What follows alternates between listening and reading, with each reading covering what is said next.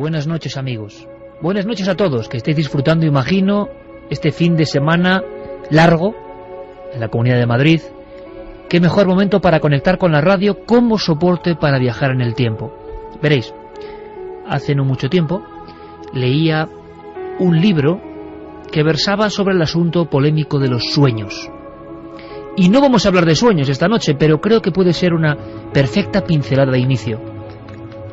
Realmente es difícil de olvidar el estudio de una periodista judía alemana efectuado entre 1933 y 1938. Justo la época del ascenso del nazismo. Y me explico en un instante. Charlotte Beraert hizo un trabajo único. Se encargó de compilar sueños y pesadillas de personas que tenían visiones especiales, marcantes. Se dio cuenta de que, así como se ha escrito muchas veces la historia de lo diurno, pocas por no decir ninguna, se ha escrito la crónica inmortal de lo que pasa en lo nocturno. Este trabajo, una antiquísima joya, recogió las pesadillas de los alemanes en la época en la que el nazismo se hacía fuerte. Casi todos los sueños eran pesadillas de una angustia, de algo que venía, de algo que se aproximaba, de un tiempo de cambio, de un tiempo de ruptura, de una crisis que no solo era política, sino también era mental. Se reflejaba en lo más profundo del subconsciente y del inconsciente colectivo. Destacar un sueño. Por ejemplo, uno que recogía esta periodista, que se repitió en alguna persona. Ahí está la casualidad. Era dramático. Una familia normal y corriente alemana de clase media, como las familias que hoy de alguna forma nos van a contar sus historias, estaban en la cocina. Hablaban tranquilamente. En el fondo criticaban al gobierno, criticaban lo que estaba ocurriendo, lo que estaba pasando en el país. De pronto llamaban a la puerta. Llegaba un agente, un fornido agente de los cuerpos especiales de las SS. Llegaba y examinaba toda la casa. Todo el mundo se quedaba en silencio. Sin hacerles caso, atravesaba el salón y se dirigía a la cocina. Una cocina que tenía la típica forma colada de hierro, 2 portezuelas. El soldado se agachaba y una extraña boca, la hendidura del horno se convertía en una extraña boca que empezaba a reproducir y a contarle al soldado todo lo que esa familia había estado contando, criticando al gobierno. La cocina se reía malévolamente, había cobrado vida, y el soldado poco a poco sacaba su porra o su pistola, dispuesto a hacer justicia. Varias familias alemanas, atenazadas por el terror, por lo que estaba ocurriendo, soñaron lo mismo. Y si bien ese trabajo se hizo en Alemania, que son bien metódicos, hay que decirlo, hay que preguntarse qué podía ocurrir, qué podía pasar en uno de los momentos más conflictivos de la historia de nuestro país. Se han cumplido 70 años.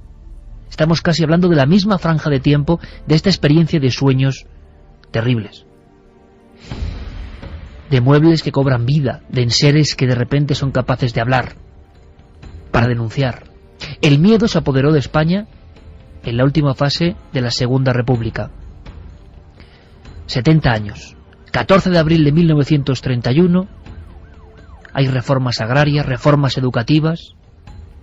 Hay también represión policial en algunos aspectos. Hay peleas, hay corpúsculos políticos que no se acaban de poner de acuerdo. Revoluciones diversas en algunos puntos de España. Y precisamente en 1934 surge un caso que todos conocéis, amigos. El asunto del Duende de Zaragoza. Como para olvidarlo. Ese asunto se convertirá en historia importante en la prensa.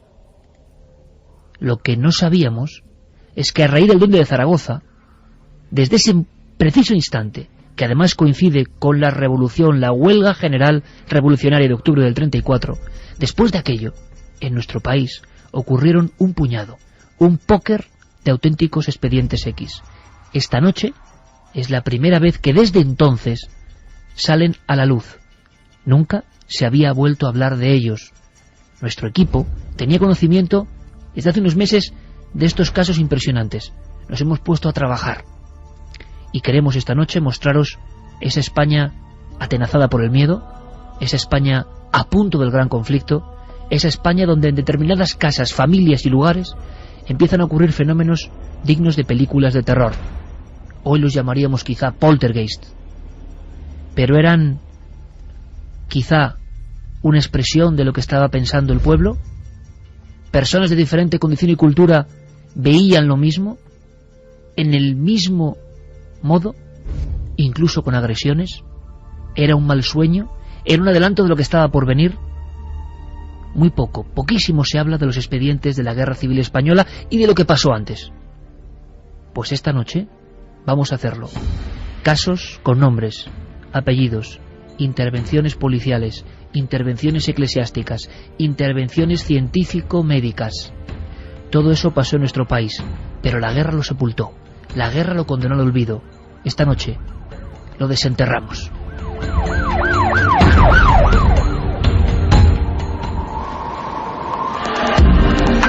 Nunca antes habías estado tan cerca de lo desconocido. Milenio 3, Cadena SER.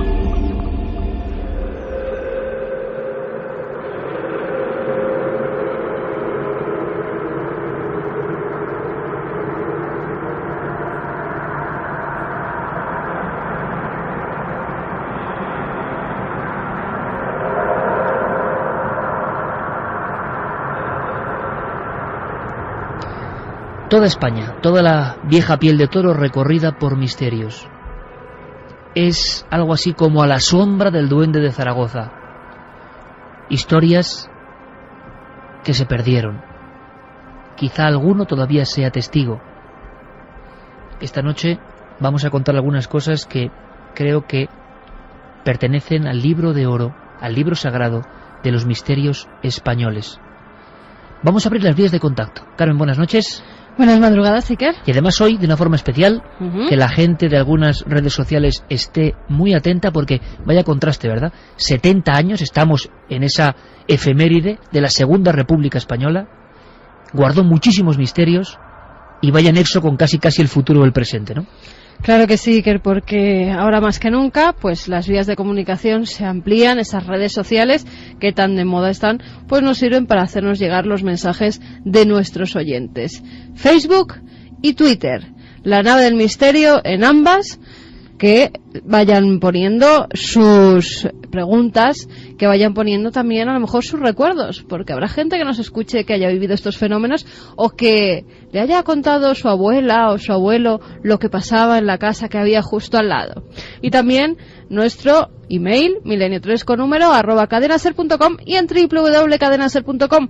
Como siempre, segundo a segundo, pueden ir dejando sus mensajes y los iremos leyendo. De nuevo, Iker, vamos a sortear 3 ejemplares de libros. Se va a acercar la Feria del Libro, ¿verdad? Y nosotros siempre estamos con la literatura. 3 novelas, El legado del Valle, Caminarás con el sol y Sí, a los 3 años no he vuelto. ¿Y la encuesta? Sí, atentos amigos, a decir, porque Guillermo León creo que ya tiene en tiempo real casi la encuesta sobre un tema que iba a ser protagonista. La tiene. Debate de la semana en Milenio 3. Pueden ir votando en ikerjimenez.com.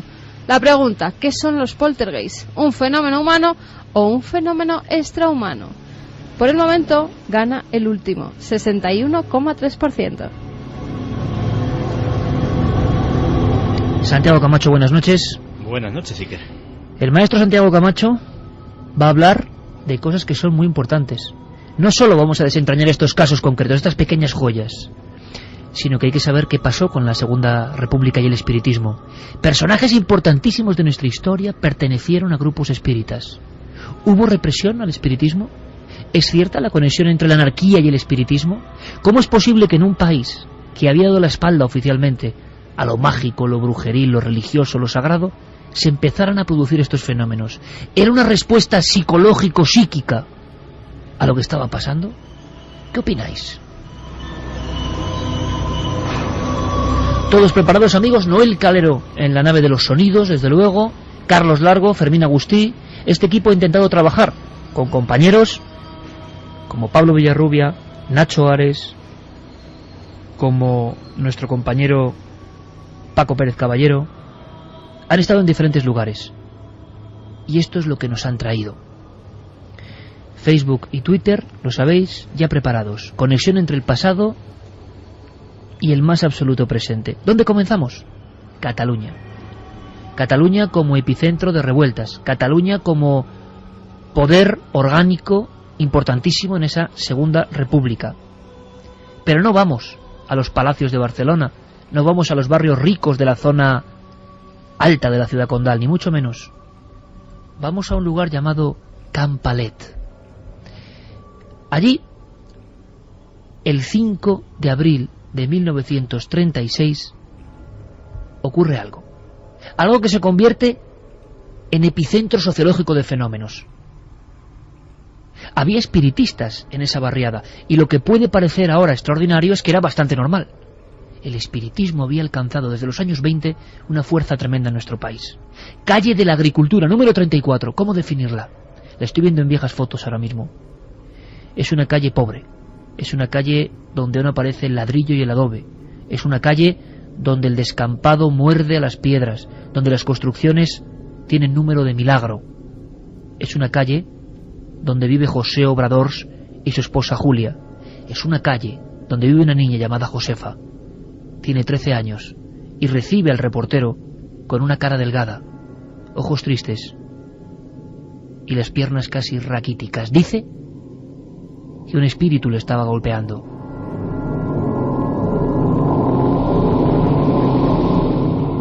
Algo pasaba con esta muchacha, con Josefa Obradors, que se convirtió en poco tiempo en la niña embrujada de Campalet. Ella señalaba al reportero de la publicación Crónica un montón de piedras. El padre, asustadísimo, santiguándose, pacientemente les había recopilado en un rincón, no del huerto, sino de un minúsculo jardín adosado a la parte trasera de la casa. Alguna piedra tenía una cruz, una marca, una lasca. Eran piedras que habían salido de la nada, que habían bombardeado, al parecer, en el interior del salón a su niña. ¿Qué contaba la niña? ¿Qué contaba la niña de 13 años, Josefa? Que vio la primera piedra, no sabe cómo, le impactó en la espalda dentro de su propio salón, tranquilamente, un día cualquiera, inicios de abril del 36. Estamos a 3 meses del conflicto, de la guerra civil. La tensión, imagino, se debía cortar con cuchillo en toda España, y más en Cataluña. Cuando se da la vuelta y toca la piedra con sus manos, la niña confiesa que huele a azufre, que todo el salón se impregna de un olor a azufre. La tuvo un tiempo en la palma de su mano y entonces textualmente habla de un latigazo, una llamarada, una electricidad que recorre su cuerpo por toda la médula espinal. A partir de ahí, le dijo melancólica al reportero, mi vida es un infierno.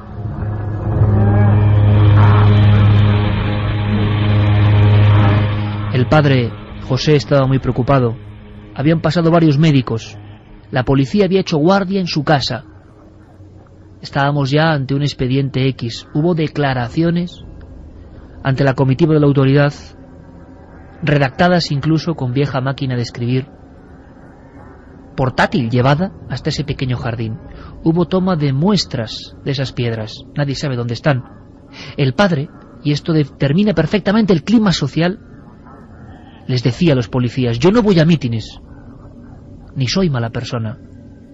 No comprendo por qué alguien nos quiere tan mal. Un día esta niña, la pobre niña Josefa Obradors, 13 años, nota que le golpean. Está comiendo en el mismo salón donde había entrado la primera piedra. Aparta las piernas, esas piernas delgadas, casi raquíticas. Varios doctores, como el doctor Luis María Tallers, se encargará de dictaminar que efectivamente aquello parecen heridas cardenales, algunas con punción, con sangre. Dijo en su informe, otra pieza de este expediente X que usó a la luz, que parecían golpes durísimos de una bota con puntera reforzada.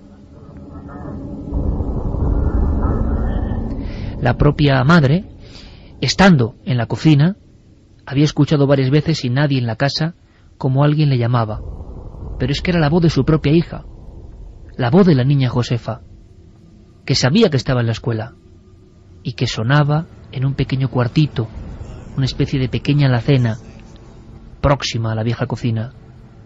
Mamá, mamá, se acercaba y no había absolutamente nadie. Había miedo en aquella familia. No eran espiritistas, pero sabían que algo estaba ocurriendo. La tarde en la que junto a su padre y su madre Josefa recibió impactos en las piernas, se echó rápidamente las manos al cuello. Lo que dijo al doctor es que había notado cómo 2 manos grandes de hombre se acercaban a su tráquea, la restregaban casi hasta asfixiarla, la dejaban sin sentido. En uno de los episodios, los padres comprobaron que el rostro estaba cianótico, azul, que había perdido todo contacto con el aire. Esa niña estaba siendo violentada por algo y nadie lo podía entender.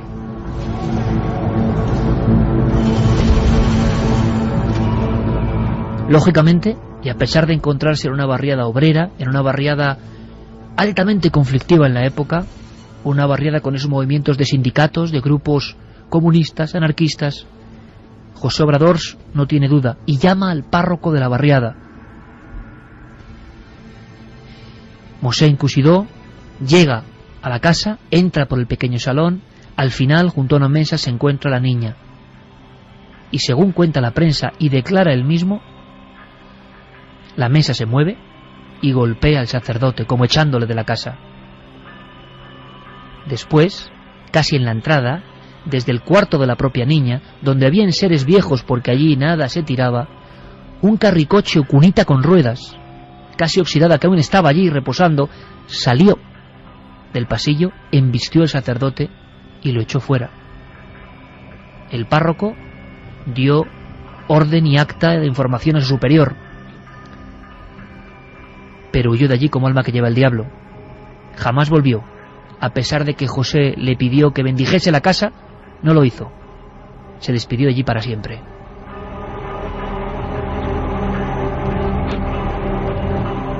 Embrujamientos en 1936, decía la prensa, como algo imposible. ¿Cómo era combinable la Segunda República, las reformas en educación, la reforma agraria, la liberación, vamos a decirlo así, de la mujer, la obtención de algunos derechos importantes, básicos, el aire o pátina de modernidad, con el rebrote, porque como vais a ver esta noche no fue solo un caso, de este tipo de vuelta a la España más atávica y más ancestral? Al mismo tiempo que huía el sacerdote, el hombre de Dios, llegaba un extraño espiritista o curandero, y lo hacía con una recomendación que se llevó a rajatabla, una recomendación que nos expresa cómo estaba el asunto del espiritismo y las creencias en esa España hace 70 años. Dijo que no había otra forma, que era un difunto que atormentaba la casa y a esa niña por algo, que estaba adosado a la espalda de esa niña. Había que comprar un bofe de cordero, una víscera de cordero, había que cocerlo durante unas 6 horas, había que ponerlo junto al único reloj de la casa, y la niña con un puñal o navaja tenía que atravesarlo tantas veces como pudiera hasta que las campanadas dejaran de sonar. Era la única forma, según este extraño personaje, de desembarazarse del embrujamiento que asolaba la pequeña casa, calle Agricultura 34, de Can Palet.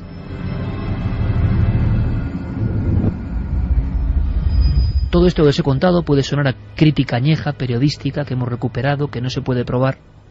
Nuestro reto, el reto de este equipo de Milenio 3, era examinar los expedientes X españoles, ver qué podíamos arrancar, ver si podíamos lanzar una especie de nexo de cable con ese pasado tan rico en hechos, tan lleno de fotografías, de datos, de documentos, de nombres. Y hemos encontrado sorpresas. Personas que hablan, personas que estuvieron allí, personas que, por increíble que parezca, vivieron esos hechos. Neus es una de ellas, una de las amigas de Josefa Obradors que aún vive. Casi con respeto para esta buenísima mujer, hay que hablar de arqueología del documento. Con 90 años prácticamente a la espalda, recibió a un miembro de nuestro equipo, Pablo Villarrubia, y con una lucidez que solo es posible en quien ha vivido de verdad el misterio, quien ha presenciado cosas increíbles, empezó a recordar. Muy cerca de la propia calle Agricultura, apenas 2 portales más allá, la buena de Neus repasaba en su memoria un auténtico expediente X sin resolver en España. Se acordaba perfectamente de su amiga Josefa y se acordaba de aquella casa. Me acuerdo un poco porque íbamos como críos, entrábamos a la casa y veíamos las sillas que iban contra la chica y la mesa, se le tumbaban la mesa y que caían las sillas así encima de la chica. Pobreta, se estaba asustada viva. Es que lo hacían cada momento. Cuando entraba por su casa, todos los muebles iban contra ella.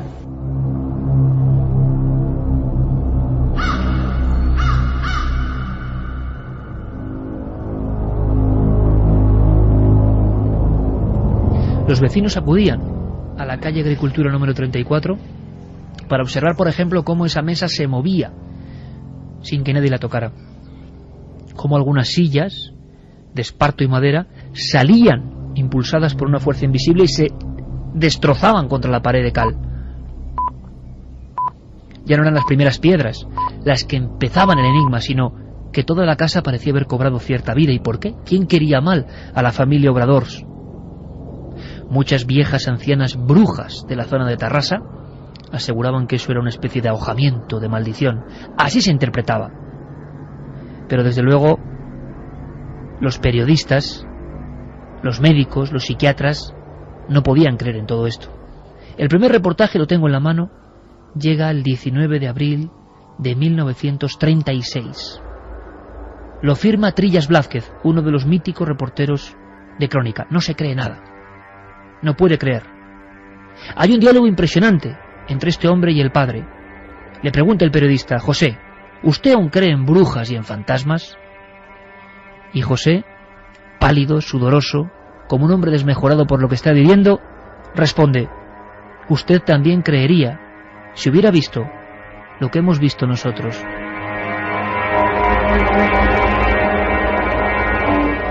Y por ser fiel con la historia, directamente os cito de este expediente X lo que le pasa al reportero escéptico Trillas Blázquez en su trabajo.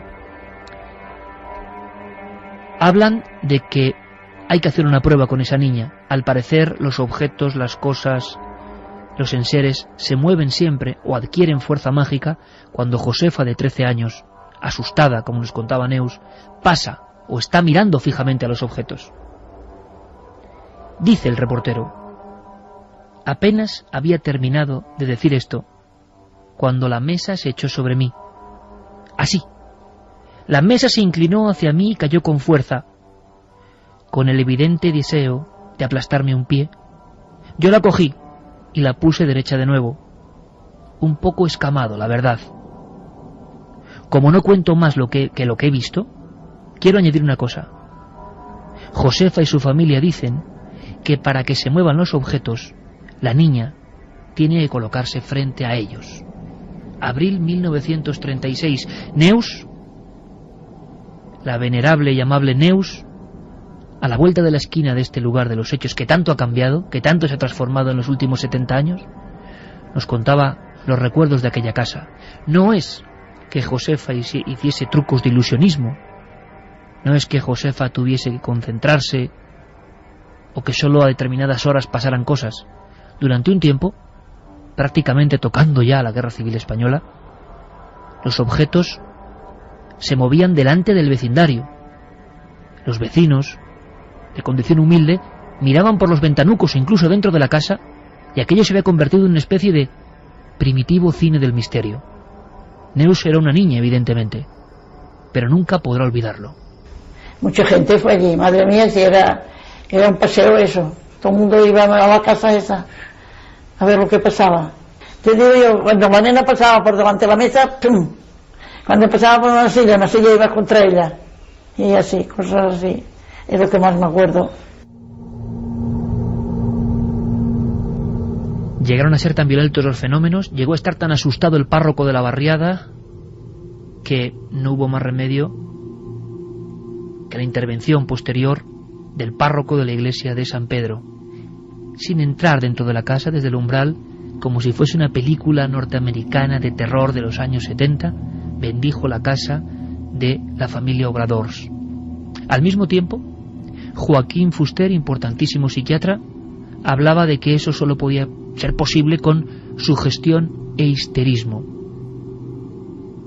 ¿El histerismo que movía los objetos? ¿Cómo es posible? No era la primera vez que se daba este tipo de explicación. Tan solo un par de años antes, con el asunto del duende de Zaragoza, se había hablado de ventriloquía inconsciente, para explicar unas voces, que aquí no aparecían, aquí eran golpes, objetos, elementos físicos que dañaban. Una noche, Josefa se despierta gritando, porque por segunda vez, las manos grandes, como de hombre, muy abiertas, estando ya en su dormitorio, le habían cogido por el cuello. El propio médico pudo verificar que había marcas de inicio de estrangulamiento. ¿Qué estaba pasando en esa familia? Pues nunca lo llegamos a saber. Ni los espectadores de Crónica, que poco después dejó de editarse, ni todo un país que vio cómo las bombas, el fuego, los tiros y otro tipo de lamentos se iban apoderando de las calles. Con la llegada de la guerra, el olvido de esta historia. Nadie supo más nada.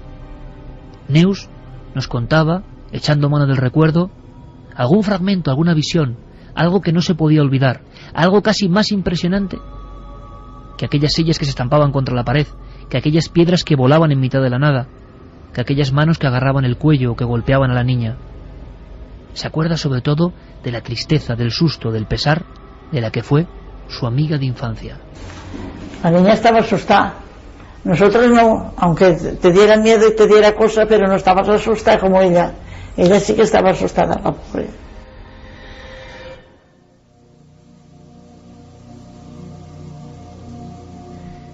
Esta es solo una historia. Este es solo un expediente X ocurrido en nuestro país. Jamás, lo dejo caer aquí ahora mismo, jamás se había hablado de él. Le damos luz, le damos vida. Es lo que puede hacer la radio. 70 años después, nuestro particular homenaje a ese tiempo convulso. Los misterios jamás contados de la Segunda República Española. Podéis intervenir, podéis preguntar, pero hace falta algún elemento más, ¿verdad? Hace falta más información antes de viajar a Granada.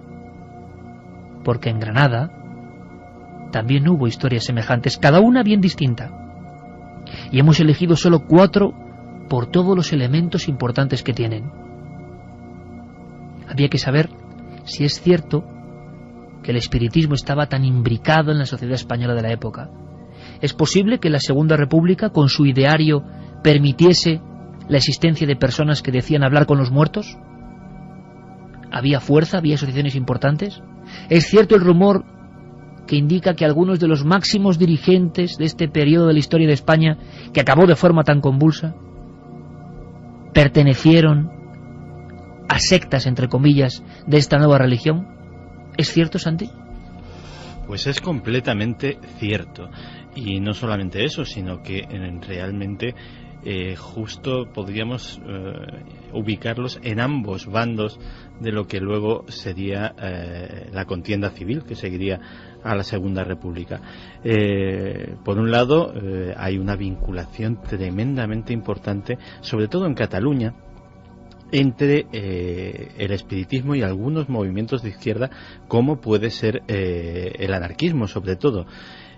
También el nacionalismo catalán tuvo mucho con el espiritismo, y el presidente de la Generalitat, Lluís Companys, era no solamente un espiritista declarado, sino que patrocinó un congreso internacional de espiritismo en Barcelona, donde él mismo pues cedió los locales donde se iba a celebrar.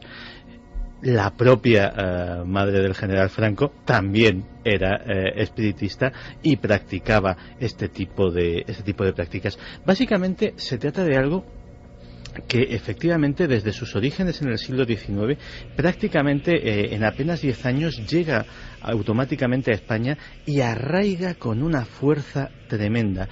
Y esa fuerza tremenda viene posiblemente a raíz de unos vientos de cambio que empezaban a sonar en aquellos momentos, y que sí que son los que traen después la Segunda República. La Iglesia estaba preocupadísima. Desde los arzobispados se mandaban instrucciones muy detalladas a los párrocos para que mandasen informes periódicos no solamente de las personas que, por ejemplo, eran comunistas o leían o estaban suscritos a publicaciones indecentes o eran directamente anticlericales, sino también de aquellos que eran o masones o espiritistas. En ese saco de enemigos de la Iglesia se metía el espiritismo en aquel momento, y no estaban en absoluto descaminados, porque hemos hablado de esa particularidad del espiritismo catalán, que era que estaba profundamente arraigado en esos movimientos de izquierda, en el anarquismo concretamente. En el resto de España era muy amplio el sector de personas interesadas en el espiritismo. Sí es cierto que casi todos de corte progresista, pero también era un entretenimiento que en los salones de buena sociedad pues también causaba furor, y se montaban sesiones de espiritismo más frívolas, no digamos del espiritismo ortodoxo de los seguidores de Allan Kardec, etcétera, etcétera, sino casi como un entretenimiento festivo. Y todo esto iba unido a nuevas formas, nuevos movimientos que venían. Aquellos que practicaban el espiritismo muchas veces también, por ejemplo, eran practicantes del naturismo, que en aquel momento también crece. Curiosamente, muchos espiritistas famosos eran esperantistas, eran personas que estaban interesadas en el esperanto, en esa lengua universal que también había nacido por esas mismas fechas y que intentaba ubicarse y encontrar su lugar en el mundo. Básicamente, el eje en el que se vertebran esas creencias, espiritismo, anarquismo, naturismo, vegetarianismo, etcétera, etcétera, era un eje utópico. Todas estas personas lo que querían era fundar de alguna forma una nueva sociedad con nuevas reglas, con una nueva forma de vida y con una nueva religión, en el fondo basada en la razón, porque qué más razón que algo que se puede tocar, en la que los milagros suceden a ojos vista y que básicamente está explicada por los propios espíritus. Y bueno, básicamente ese marchamo de identidad es lo que después, en cierto sentido, sirve para estigmatizar al espiritismo. Las mismas leyes y las mismas directrices que se montan para desactivar, saquear, quemar los archivos, encarcelar a sus líderes contra la masonería, son las mismas que se aplican contra el espiritismo. Había centenares de grupos espíritas en España. Simplemente en Cataluña, que era donde estaban muy censados, había solamente 120. Multiplica por el resto de España y podrías superar el millar.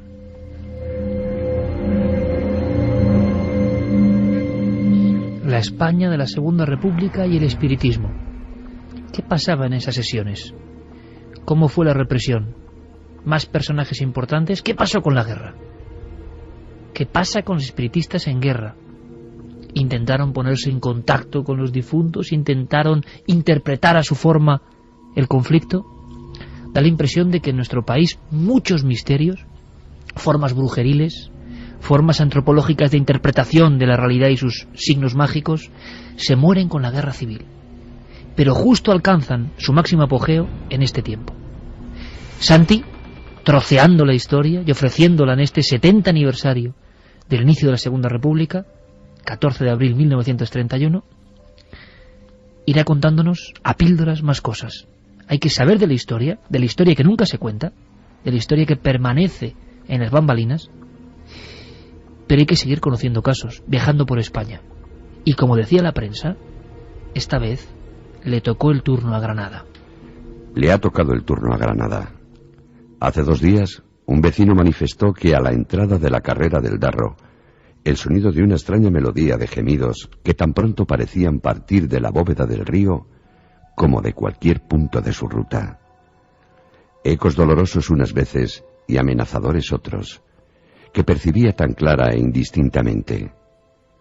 A medida que avanzaba en su camino, y cuando ya faltaban pocos metros para alcanzar la puerta de su domicilio, un aullido terrorífico que nada tenía de humano le hizo pararse en seco.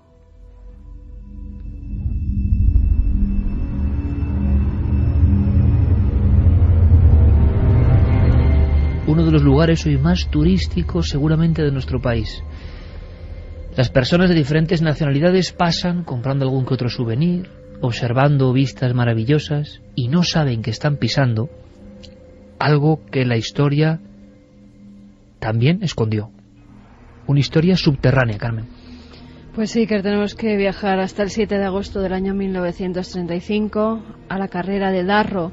Es una calle por la que transcurren muchos vecinos. Hay algunos edificios antiguos. En la introducción escuchábamos cómo hay una primera voz de alarma. Un hombre que va por esa calle y empieza a escuchar unos extraños suspiros, unos lamentos. En un principio piensa que puede ser alguien que se está escondiendo debajo de una bóveda que tiene el río. Pues un poco curioso mira y allí no hay absolutamente nadie. Incluso alza su mirada hacia las ventanas que hay en las viviendas cercanas. Pero cuando llega a su domicilio y va a meter la llave en la puerta, vuelve a escuchar un lamento lastimero. Dice que es un aullido terrorífico que nada tenía de humano, que a la garganta que lo profirió le faltaba humanidad. Muy asustado decide volver hacia la Plaza Nueva para ver si encuentra a alguien a quien contarle su historia, y con esa valentía de los granadinos de aquella época ver si pillan al culpable de esos lamentos. Pero allí no había absolutamente nadie, era ya muy de madrugada. Todavía, Iker, hay vecinos que recuerdan cómo ocurrieron estos hechos. Manuel Anguita es uno de ellos y nos dice qué pasó, qué es lo que les aterrorizaba. Es que de verdad nos aterrorizaron, a los niños nos aterrorizaron. Pero es que no solamente los niños, es que las mujeres también evitaban pasar de noche por la orilla del río, vamos, por la carrera de Darro, y evitaban pasar por la calle de Santana. Y asomarse a la bóveda, vamos, ni en sueño, pero mujeres jóvenes y mayores y demás, sobre todo las mayores, es que creían a pie juntillas de que estaban hablando de un fantasma.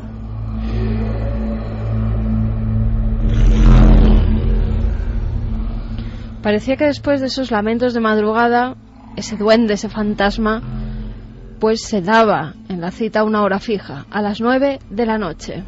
Todo el mundo decía que a esa hora escuchaba sus lamentos, incluso mucha gente ya a partir de las 8:30 no salía de su vivienda, porque les asustaban mucho esos llantos, a veces además palabras que no llegaban a comprender.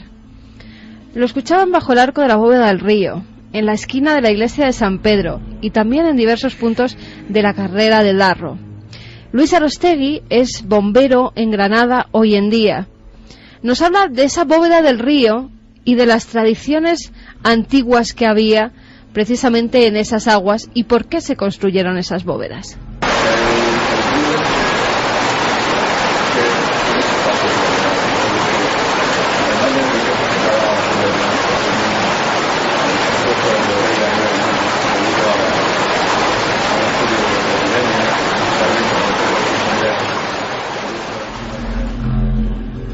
Por desgracia, la fuerza del río es tan poderosa que se nos lleva casi la voz de nuestro amigo, que ha ayudado mucho al equipo de la nave del misterio allí en Granada. Pues yo te voy a decir lo que dice Iker. Nos decía que este río tiene particularidades porque además de riquezas que le ha dado muchas a la ciudad de Granada, también ha supuesto la pérdida de vidas humanas debido a una serie de epidemias, principalmente por fiebres tifoideas que produjo en siglos anteriores bastante bajas entre la población de la ciudad de Granada, y por eso en diversas épocas se ha ido embovedando el río. Por eso esas bóvedas desde las que salían esos lamentos.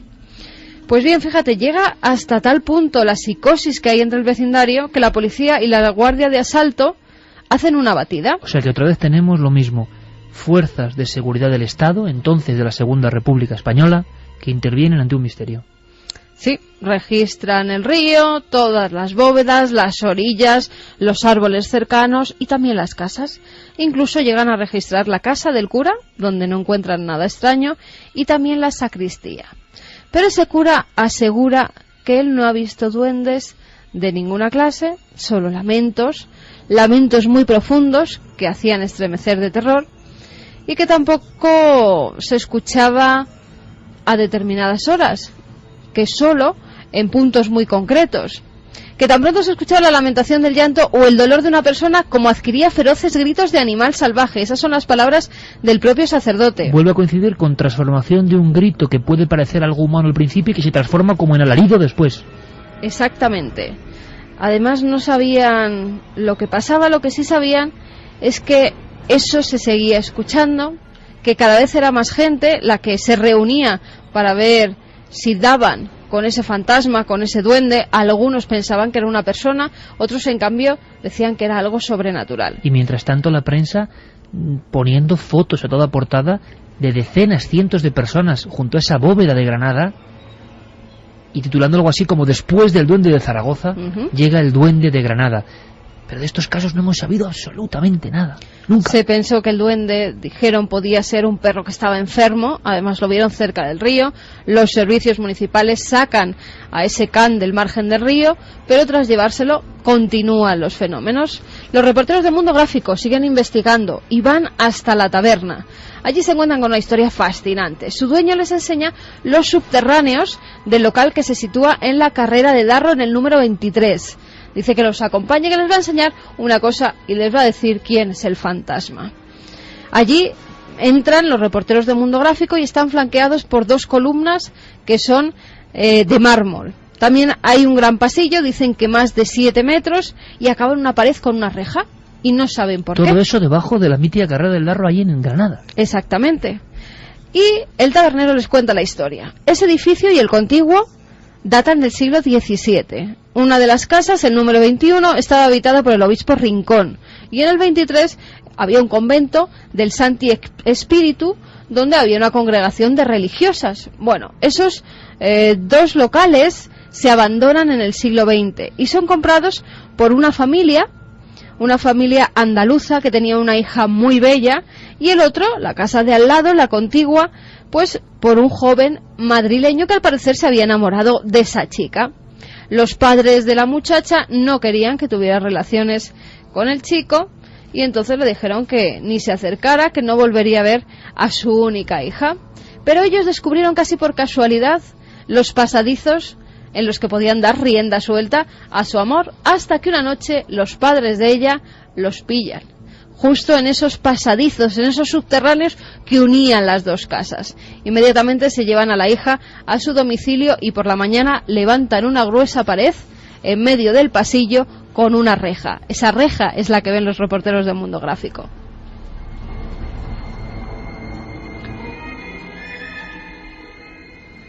Pero ahí no acaba la historia. Él, no pudiendo ver a su amada, a los 3 meses, justo al lado de esa reja que tan buenos momentos le había dado, esos pasadizos, ¿verdad?, donde se encontraba con su amada, pues decide quitarse la vida.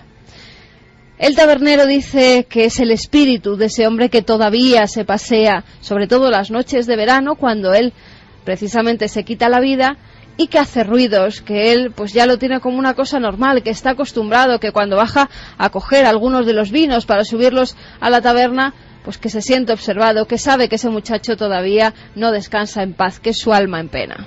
Comienzan los testimonios que van recogiendo esos hombres, incluso vecinas que aseguran que han visto al duende. Es un extraño personaje. Una de esas vecinas escucha una noche como si alguien lanzara piedras al río. Otra vez el mismo efecto de las piedras. Ella se levanta y empieza a observar desde su ventana el río Dauro. Dice que lo que ve la deja tan impactada que hasta llega a desvanecerse durante unos momentos. Te leo literalmente lo que dice esta mujer. De una de las higueras saltó un animal rarísimo, especie de perro y mono, que caminaba en 2 pies y sacudía una cabezota enorme, con 2 orejas terribles, pobladas de pelos larguísimos. Yo no podré decir nunca si es perro, mono o qué clase de bicho.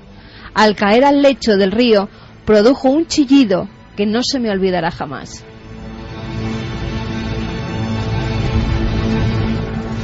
Manuel Anguita, que fue testigo de los hechos, nos recuerda parte de ese episodio. La gente que estaba apoyada sobre esa de río, sobre el pollete de río, de seguida se retiró allí porque se creían de verdad que era un demonio.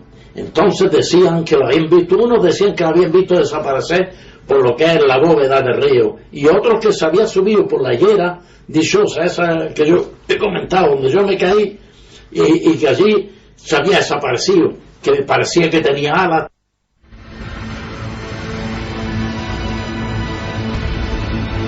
Los reporteros también pudieron hablar con el sacerdote. Al parecer también había visto algo, pero no lo quería decir. Pero Manuel Anguita fue testigo de cómo ese sacerdote salió un día corriendo. Es que aquella iglesia también estaba un poco, tenía cierto aire ya melancólico, porque delante de la iglesia hay un atrio, ¿no?, con su cerrado con una verja, y ahí ponían los ataúdes cuando iban a despedir a cualquiera para llevárselo para arriba, allí donde le daban ya la última noción, las últimas instrucciones para entrar en otro mundo. A ver, los ponían en los santos ceros. Lógicamente, pues mira, tenía algo de tétrico aquella iglesia. Empezó a la voz, un demonio, un demonio. La gente decía que había todavía muchos trasnochadores, porque era un domingo de madrugada, se levantaba muy temprano para abrir la iglesia. Pues enseguida empezaron a asomarse al río. ¿Dónde está? Allí, allí. Y el fraile o el cura sacó enseguida el rosario. Escena también con algo importantísimo en la sociedad española, y más en la época, un sacerdote que se enfrenta de alguna forma al misterio. Que la antesala, corriendo. Piedras, sale Además corriendo de su propia iglesia gritando un demonio, y la gente le sigue hasta el río por donde parece que se ha ido ese demonio. De nuevo, Iker, se dan muchas posibilidades y ninguna llega a verificarse. Un perro, lastimero, alguien haciendo una broma, lo cual se descarta, y también un gorila que pudo haberse escapado de una feria cuando pasó por allí en el Corpus, pero habían pasado muchos meses desde que estuvo esa feria y el gorila, nadie se encontró con él. Lo que se encontró nuestro compañero Paco Pérez Caballero es con el mundo subterráneo justo que está debajo de este río Dauro, en la antigüedad Darro hoy, y que está lleno de leyendas, como veis, pero leyendas con nombres y apellido, leyendas que hablan, como este hombre, leyendas de personas que de repente lo han vivido en las propias carnes. Tengo la portada de Mundo Gráfico, cientos de personas sobre la bóveda del río, esperando a escuchar los sonidos, los alaridos. Año 1935. Estamos ante la epidemia de duendes, de creencia en lo sobrenatural en mitad de la Segunda República. ¿Queréis saber más? Bueno, pues de forma excepcional, Paco Pérez Caballero ha descendido a sus pasadizos y creo que le han impresionado muchísimo. Gracias al Ayuntamiento de Granada y al Cuerpo de Bomberos pudimos adentrarnos en las profundidades de el embovedado del río Darro, una experiencia única porque casi nadie puede bajar allí. Realmente, según las crónicas de 1935, muchos decían que el misterio, el secreto del Duende de Granada se escondía bajo la ciudad. Nosotros, gracias a un arnés, pudimos descolgarnos 8 metros hasta bajar a ese río y atravesar ese embovedado, comprobando que realmente aún existen pasadizos secretos, cerrados. Lo cierto es que hoy es un sitio peligroso, solo pueden bajar pues los bomberos, las fuerzas de seguridad, y nosotros pudimos recorrerlo y comprobar que en efecto, si allí había algo escondido, algún tipo de animal, algún tipo de criatura, o quizá alguna persona que con no sabemos qué objetivo emitía esos sonidos, era el mejor lugar, porque realmente ese embovedado multiplicaba por 100 cada grito, y nosotros mismos hemos podido experimentar que yendo 3 o 4 en completa oscuridad es un lugar terrorífico.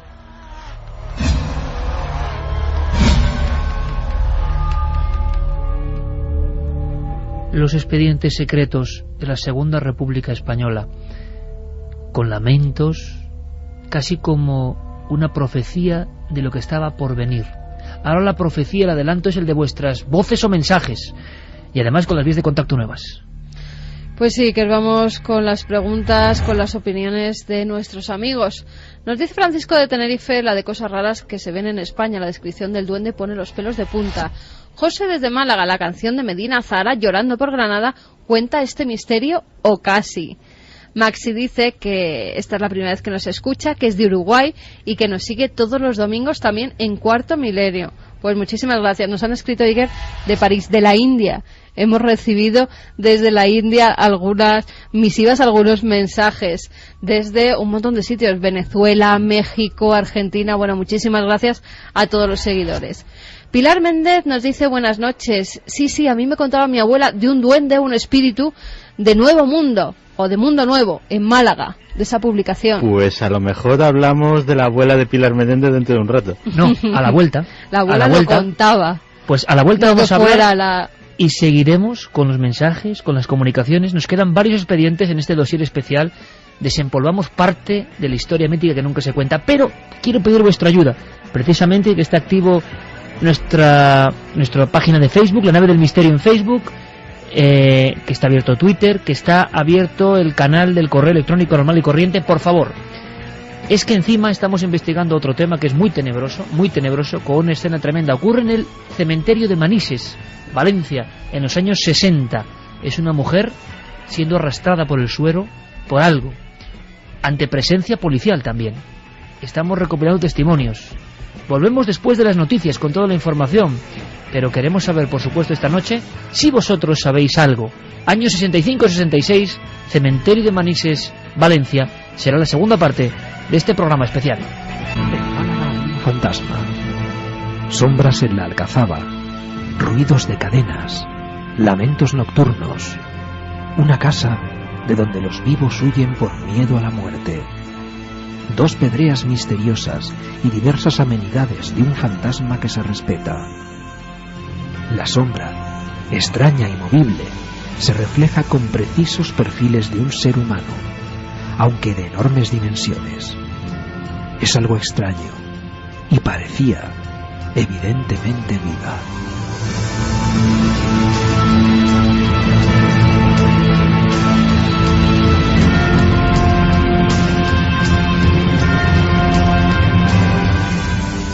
La prensa en Málaga había centrado sus objetivos ni más ni menos que en julio de 1936 en una serie de sucesos realmente extraordinarios ocurridos a la misma sombra de la Alcazaba en Málaga.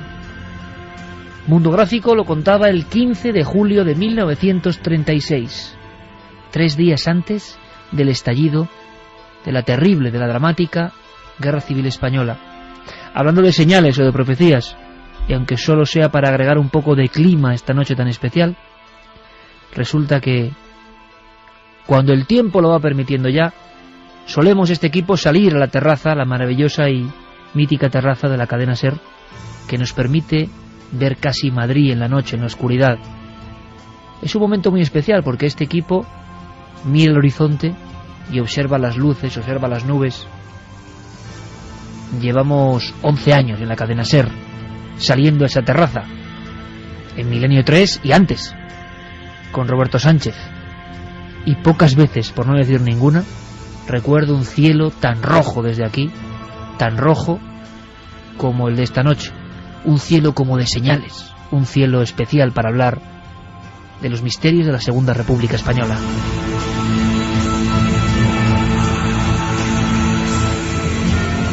Y contaba la prensa más cosas de esa sombra. Aquí hablamos de algo que parecía vivo y al mismo tiempo parecía carecer de cuerpo, de corporeidad, que se movía. Nos recuerda esos incidentes con extraños seres en diferentes puntos de España, seres que parecen eso, la sombra de lo que fueron y que de pronto se cruzan en el camino, observan o hacen cosas anómalas que no comprendemos. Pero en 1936...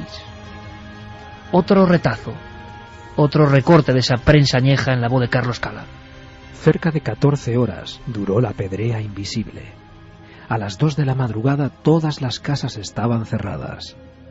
Pero la sombra ha reaparecido, reflejada en el torreón, y alguien oyó entonces ruidos de cadenas y lamentos humanos. Algunos hombres se levantaron y los vecinos dispusieron descubrir al fantasma de una vez. Rodearon la casa temible del número 24, subieron al tejado armados con palos, piedras y navajas y emprendieron su cerco. Otra vez una casa marcada, con un número.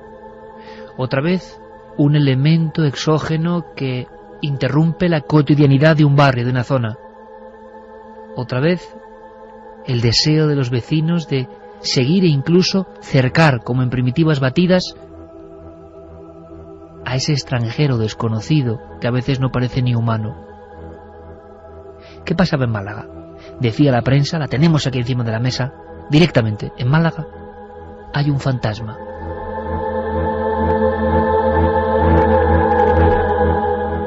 Pues sí, tengo delante de mí un recorte del ABC del jueves 9 de julio de 1936, edición de La Mañana, página 34.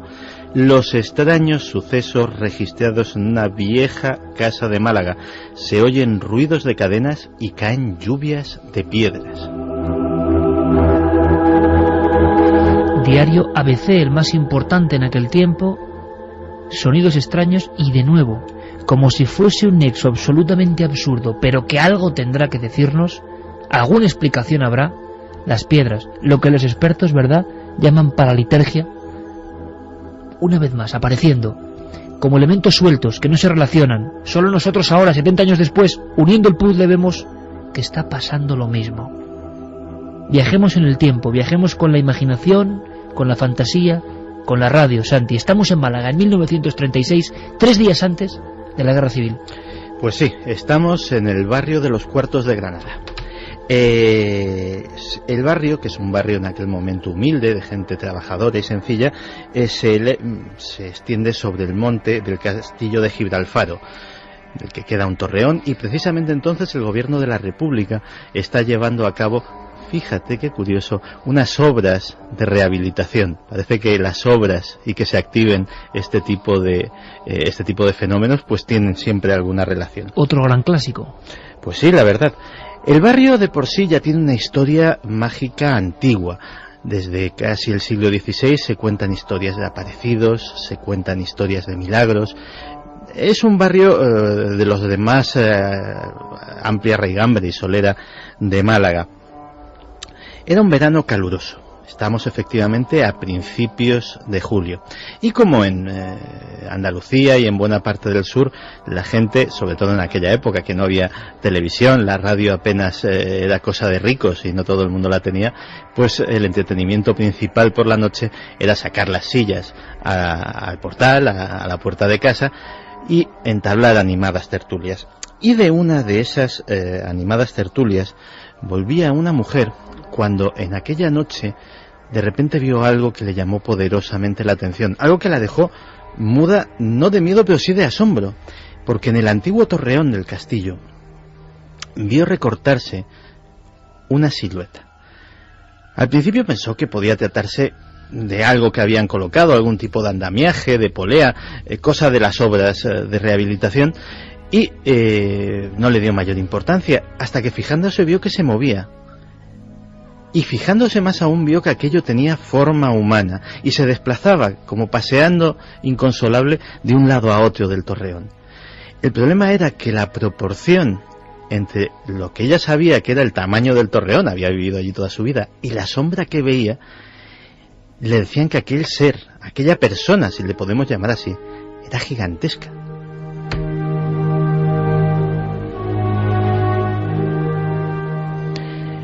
Cuando recupera el control de sus cuerdas vocales casi, da un grito y automáticamente muchas de las personas que había todavía alrededor, pues en esas tertulias, en sus sillitas de madera y esparto, pues acuden, y son decenas los testigos del fenómeno, casi como en estas apariciones ovni que hay una pequeña multitud que señala con el dedo, pues ahí estaban todos casi hipnotizados viendo aquel deambular de aquella sombra que mediría 2 metros y mucho, según la estimación de los testigos.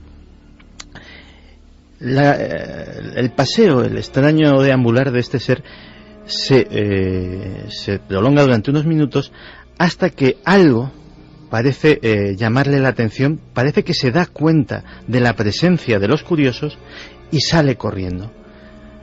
Hay un momento de desconcierto, pero el desconcierto es mucho mayor cuando en medio del corrillo cae una enorme piedra que pasa rozando y no le causa mayores daños de puro milagro a una niña pequeña que comienza a llorar inconsolable.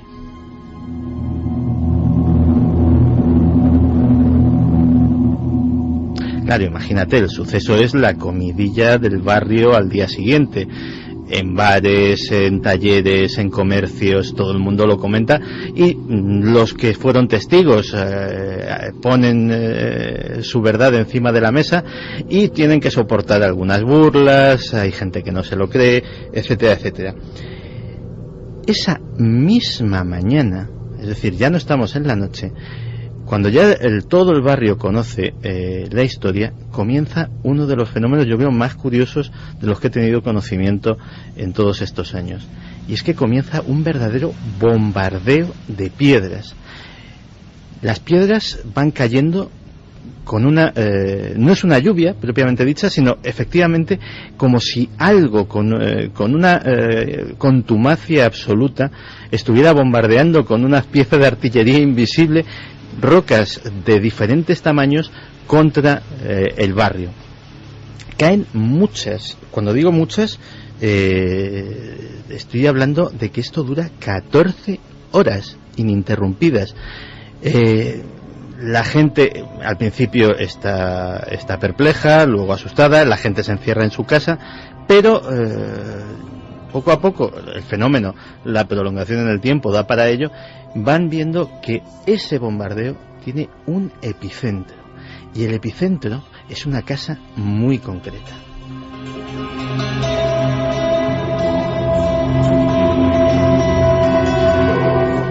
La Casa de la Muerta, ni más ni menos. La Casa de la Muerta era una casa casi en el centro del barrio, que efectivamente había sido propiedad de una señora anciana, de un matrimonio, y la anterior dueña había muerto. Lo realmente curioso es que el viudo no pudo aguantar apenas unas semanas allí, porque no porque la pena inconsolable de la pérdida de su pareja pues le hiciera amargo el mantenerse allí, sino todo el barrio sabía que se había ido aterrado por algo, muerto de miedo, que había cerrado la casa, ni siquiera se había molestado en ponerla a la venta y había desaparecido. 14 horas de lluvia de piedras, ahí lo hemos dejado, múltiples impactados, 12 heridos, que se dice también pronto, y bueno, a las 2 de la madrugada la cosa se interrumpe en seco. La gente sale tímidamente, ya no saben si retomar su costumbre de las sillas o no, y intentan dirigir su mirada hacia el torreón, viendo a ver si se trata de el mismo fenómeno de la noche anterior. Y efectivamente reaparece la figura, pero esta vez acompañada de un sonido que hiela la sangre, un sonido de lamentos que parecen de ultratumba. La verdad es que en ese momento sucede entre la muchedumbre que hay ahí congregada una escena que a mí me recuerda mucho al clásico Frankenstein. Automáticamente la gente se arma, se monta una partida casi de linchamiento, navajas, palos, herramientas que tenían a mano, cadenas, antorchas, y todo el mundo empieza a recorrer el barrio en busca de ese altísimo personaje al que culpan de ese lanzamiento de piedras. En una calle atisban una sombra y una voz dice: ¡a él! Todos salen corriendo. Hay una persecución entre el casi laberíntico entramado de callejas, y precisamente la persecución termina donde se pierde la pista de este personaje, en la Casa de la Muerta.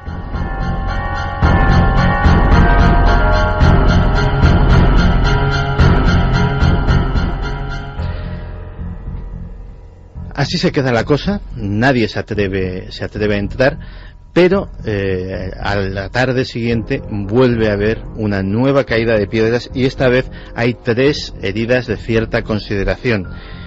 3 mujeres, Rosario Ramírez, que estaba tranquilamente preparando la cena, dicen que una tortilla, y que en el patio de su casa, y que le cae una piedra en la cabeza. Lo mismo le sucede a la anciana Ana Ramfred, y también es herida de cierta consideración Dolores Ramírez.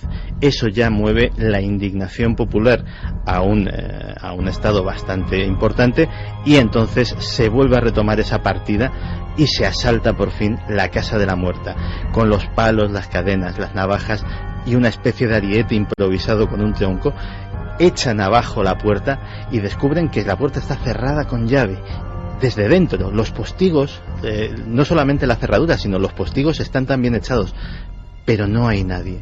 Y sobre todo, la única ventana que no está tapiada, que no está clausurada con maderos, es un ventanuco inaccesible, que no solamente es demasiado pequeño para que quepa una persona, sino que además da una cortada de piedras que haría una caída absolutamente impracticable para alguien que no tuviera poderes sobrenaturales.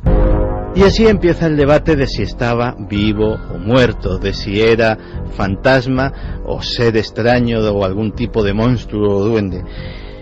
Finalmente, como en los casos anteriores, los hechos llegan a conocimiento de los guardias de asalto, que se presentan con vehículos, con un despliegue absolutamente grande de efectivos, hacen una peinada y batida no solo de la casa, sino de todo el barrio, y no encuentran absolutamente nada. Pero efectivamente no te creas que son, ni que han dejado de suceder cosas en el barrio desde entonces, ni que son efectivamente las únicas que han pasado.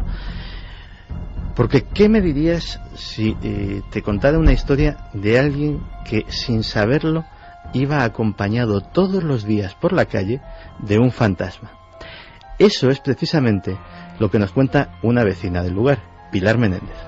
Pues mi abuela me contaba que todos los días la chica que bajaba a la calle de Mundo Nuevo, pues todo el mundo la saludaba y le decía adiós, que iba acompañada más. Y claro, ella se sorprendía porque ella iba sola. Y ella siempre se encomendaba todos los días a las ánimas. Le ponía una vela y le pedía para que le fuera todo bien el trabajo y todo. Y claro, como siempre veía de que todo el mundo la saludaba una y otra, pues estaba sorprendida, la verdad. Y hasta que un día, ya en lo que en la calle, se paró y le dijeron adiós, que bien acompañada, que te veo. Y claro, ella se dio cuenta de que efectivamente sería un alma del purgatorio que ella a los que se encomendaba. Y por último, incluso en la actualidad, nuestros amigos de toda la vida, los guardias de seguridad, también han sido testigos de este tipo de acontecimientos. Nos lo cuenta el también amigo de este programa, José Manuel Frías. Sobre todo en los últimos 15 años ha llegado a nosotros el testimonio de vigilantes de seguridad que han vivido pues situaciones terroríficas dentro de lo que es la Alcazaba de noche. Principalmente el oír sonidos de pasos, sonidos de voces en lugares donde no hay absolutamente nadie, porque la Alcazaba es un recinto cerrado y nadie puede acceder a ella.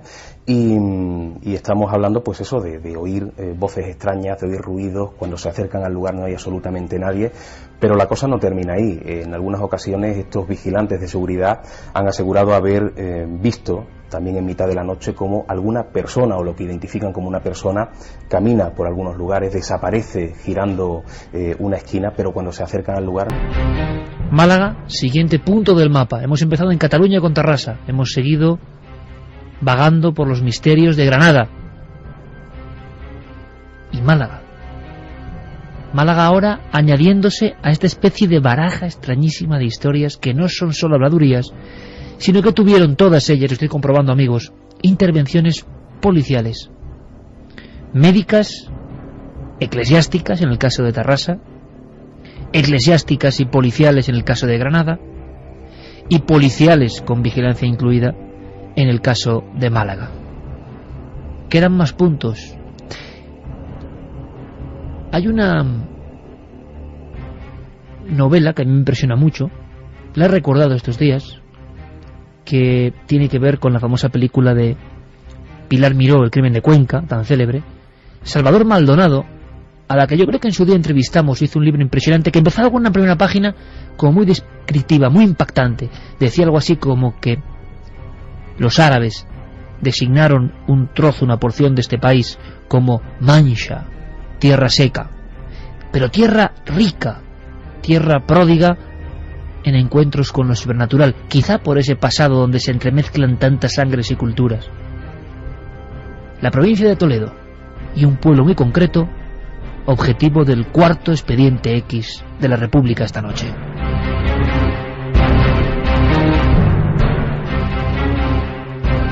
En este caso nos vamos a Sonseca, 17 de julio de 1935. Algo está sucediendo en la calle de la Parra número 5.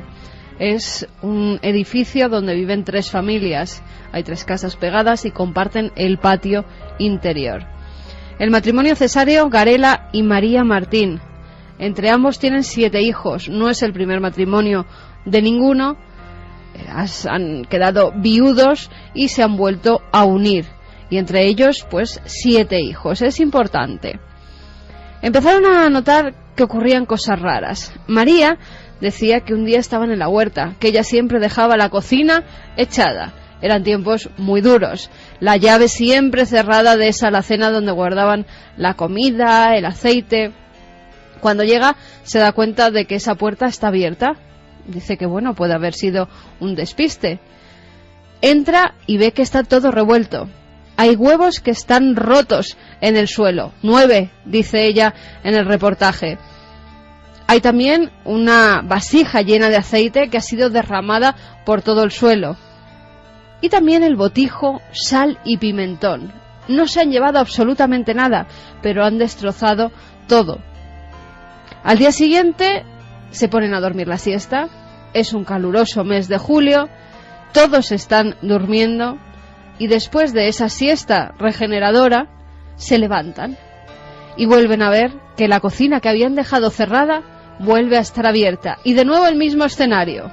Pero hay una cosa que hace que llamen a las fuerzas de seguridad, que llamen a la policía. En la jarra de agua, alguien había echado una bola de lejía. María decía, nos quisieron envenenar.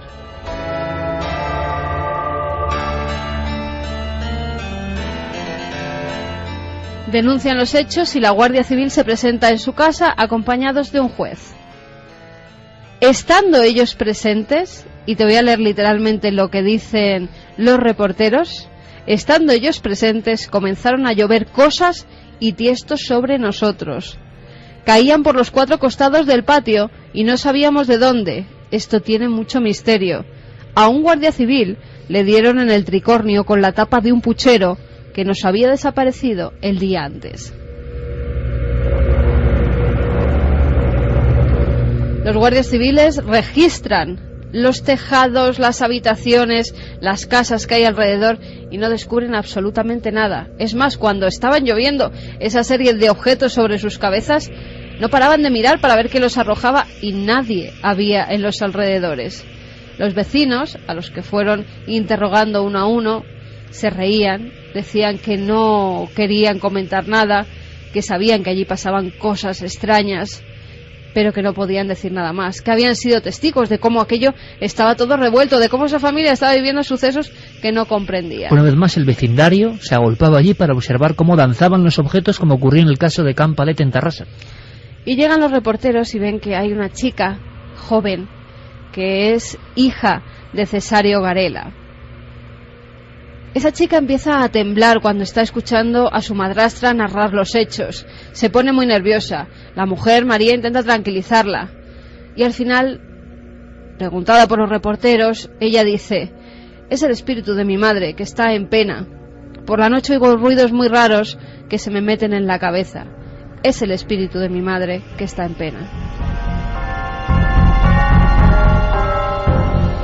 Intervención del juez, intervención policial. Y estoy intuyendo que como en Tarrasa, como en Granada, como en Málaga, sin respuesta llegó la guerra. Sin respuesta ninguna. Expedientes X españoles. Hay muchos más, en Barcelona varios, diferentes, con movimientos de objetos, alguno ya más conocido como el de la calle Francisco Giner 43, la familia Monroich, pero estos 4, este póker de ases, viene a llenar un vacío. Y nos damos cuenta que a lo largo de todo el siglo XX no ha habido un año en el que no haya habido un suceso de este tipo. Ahora bien, ¿qué opináis vosotros en el sentido de, hemos visto como las escenas de un teatro, inicio, nudo, desenlace, con los mismos elementos, y después el silencio, y después la gente que vuelve a sus quehaceres, y después el pueblo que ha sido testigo por unos momentos de cómo lo anormal, lo insólito, lo inesperado irrumpía? ¿Tiene que ver esto con el clima que se estaba viviendo? ¿Con el clima de tensión? Yo no sé cómo irá la encuesta después de escuchar estos casos. Me parece muy elevado el número de personas, así a bote pronto y a nivel personal, que creen que los poltergeist son ajenos. Me parece muy interesante. ¿Cómo está ahora? Pues en ikerjiménez.com siguen votando en la encuesta, en el debate de la semana. ¿Qué son los poltergeist? Fenómeno humano, 35,7%, fenómeno extrahumano, 64,3%. En la música de Noel Calero, homenajes a Nosferatu y a Edgar Allan Poe. Creo que ideales. Por cierto que la historia que viene a continuación, tenemos ahí a Carlos Largo ultimando detalles, llega a ese nivel. Historia de auténtico miedo. No lo teníamos previsto, pero una serie de hechos hacen que esta noche se convierta en algo un poco escalofriante. Esperamos vuestras preguntas en las diferentes vías de contacto, en el Facebook, en nuestro mail, Facebook de La Nave del Misterio. Recordadlo como nueva vía de comunicación directa con este programa. Santi, hay que poner colofón a esta historia de Expedientes X con un final social. ¿Qué pasa cuando llega la guerra? Lo decíamos, con esos grupos espíritas que han alcanzado tanta fuerza, que se han mantenido vivos, incluso trazando conexiones con los anarquistas, por ejemplo, que parece increíble, ¿no? Con políticos importantísimos. Llega el conflicto y todo aquello se disuelve y solo nos quedan pequeños legajos como los que hoy hemos juntado casi como artesanos, ¿no? Pues sí, porque de alguna forma extraña la ley de represión de la masonería les afecta completamente. Y aunque efectivamente esa entrada de los soldados y de los policías en las logias masónicas, arramplando absolutamente con todos sus archivos, con los ficheros que no habían sido destruidos para detener a las personas que habían formado parte de las logias, etcétera, etcétera, eso mismo sucede con los grupos espíritas. Lógicamente, al tratarse de organizaciones mucho menos jerarquizadas y mucho menos compartimentadas, pues la detención de miembros es mucho menor, porque no hay unos registros, no hay ficheros, no hay delaciones. Pero lo que sí que hay es una pérdida tremenda documental.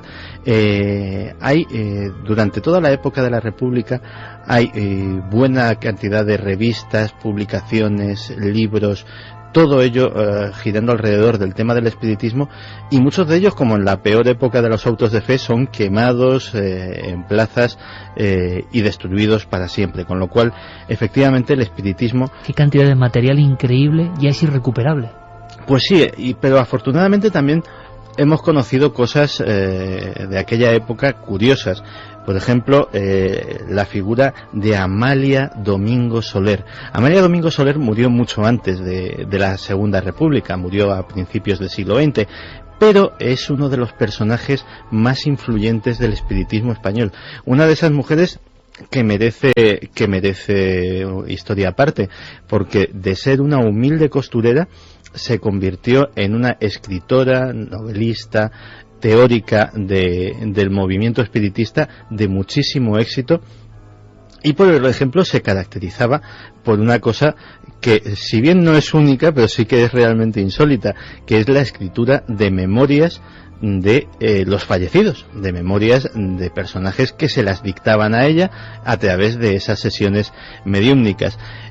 Su legado durante todo el espiritismo de la Segunda República está muy vivo y muchos son sus seguidores, pero es precisamente en ese periodo cuando se da de alguna forma la vuelta a la tortilla y se escriben sus memorias dictadas por ella desde el más allá.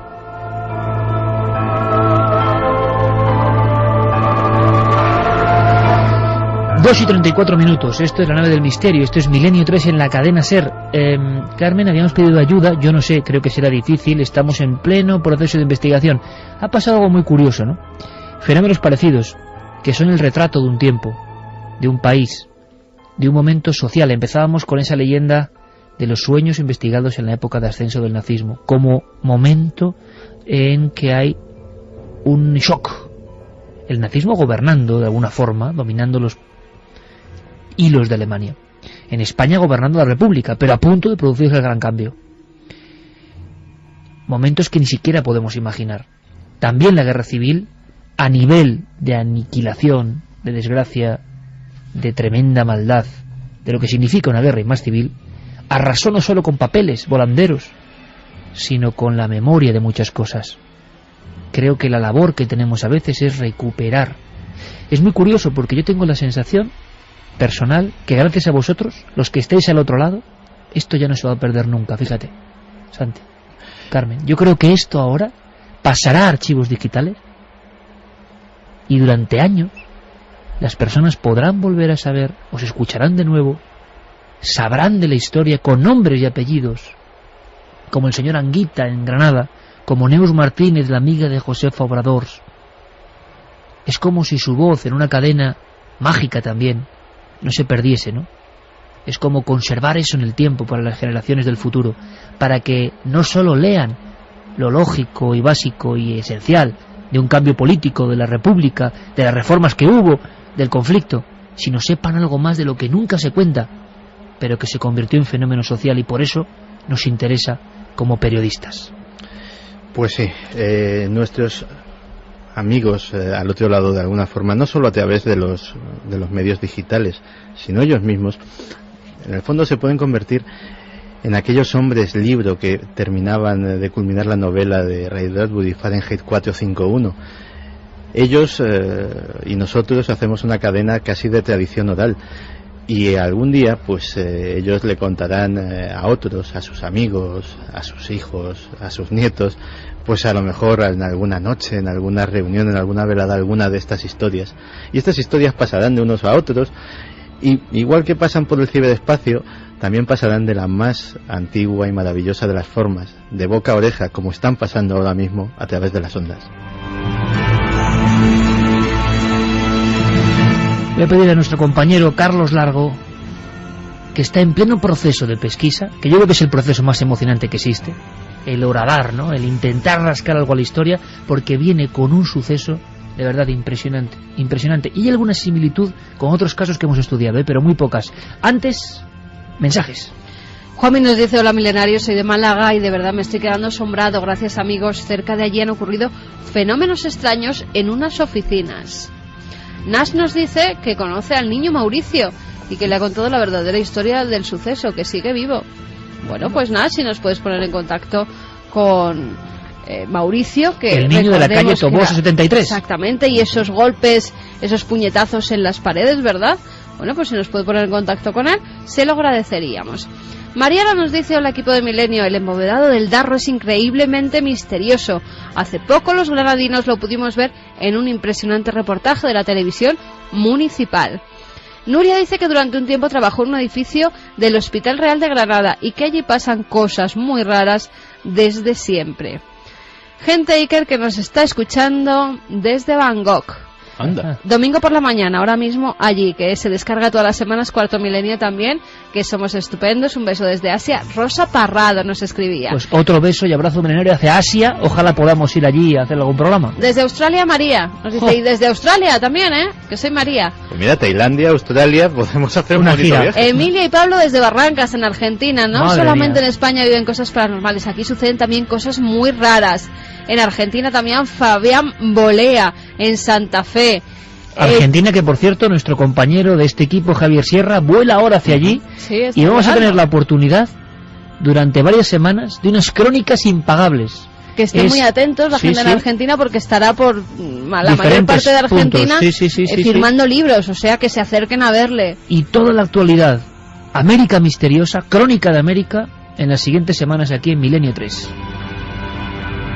Jacqueline, desde Moquegua, en Perú, que nos sigue desde hace año y medio por Cuarto Milenio y por Cadena SER, que allí también existen muchas historias de misterio por las catacumbas o subterráneos que tenemos. Pues sí, es un país muy misterioso. De repente es una visión internacional, ¿no? En cuanto hemos abierto el Facebook. De Twitter, que Samuel nos dice que es guardia, que está haciendo guardia en el Hospital General Universitario de Alicante y que nos está escuchando. Pues buena guardia a toda esa gente que verá por nosotros de noche. Desde La Coruña, hola milenarios, todos los sábados hago el trayecto entre un pueblo de A Costa da Morte y A Coruña para ver a mi novia. Procuro que mi viaje de regreso coincida con vuestro programa porque me parece muy interesante y me ayuda a estar más despejado. Cristina desde Estocolmo, está muy interesante el tema de hoy, espero poder dormir bien esta noche. Saludos. También preguntan si la familia de la niña no podía mudarse. La persona que habitó la casa antes pudo haber hecho alguna práctica de esa época. En esa época no sabían que llevar a cabo esas prácticas de espiritismo conlleva una serie de riesgos. Bueno, la mayoría de personas que hemos visto en sus casas yo creo que eran bastante humildes en general y las circunstancias sociales eran, pues lo estamos viendo ahora, ¿no? De una crisis brutal, bueno, incomparable, y eso pues hizo en la mayoría de los casos que nadie se moviese de sus cubiles o hogares, ¿no? Vamos a hacer una cosa, había una persona desde Estocolmo que decía que igual no podía dormir, y esta historia es para no dormir realmente. Hay que analizarla muy bien. La escena, luego contaremos alguna historia con una monja, que yo es la única que recuerdo de cosa parecida. Vamos a ver, antes de presentar a Arturo, que es un amigo que vivía en el barrio de San Jerónimo, en Manises, Valencia. Esto ya no es la Segunda República, es 30 años después. Pero es que la investigación, que siempre tiene sus propias leyes, nos ha llevado a precisamente abrir la lata este fin de semana. Carlos, sin desvelar mucho lo que dice Arturo, nos llega de alguna forma informaciones sobre que ha ocurrido una estampa absolutamente imposible, increíble, de Edgar Allan Poe, de misterio, de miedo. ¿Cuál es esa estampa? Pues la estampa la vamos a describir brevemente. Una mujer en este barrio de Manises, en el barrio de San Jerónimo, es arrastrada inexplicablemente, rodeada de un montón de gente, de un montón de testigos, incluso la policía de la época, hasta la puerta del cementerio de Manises. Nos describía, en este correo electrónico que nos hacían llegar los oyentes, que pues era arrastrada por una fuerza que le impulsaba por el suelo, literalmente. Y vamos a conocer poquito a poco esta historia y vamos a ir desgranando más datos. Era eso, una de tantas historias, y por eso creo que es muy importante vuestra colaboración siempre. Hay una pregunta que siempre se repite, ¿no?, cuando me hacen entrevistas o a los miembros del equipo, ¿no? Oye, ¿cómo llega la información? ¿Cómo elaboráis esto?